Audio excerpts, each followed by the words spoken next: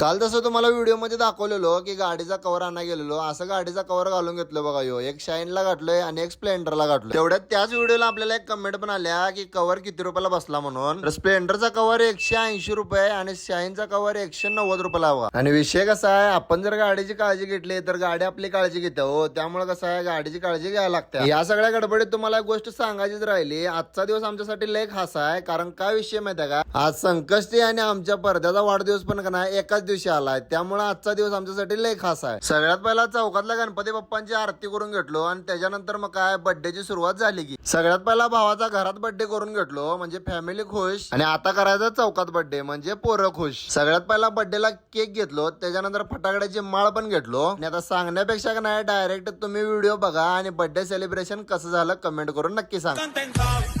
Muy calentón, y con mi ropa la tiro por el balcón.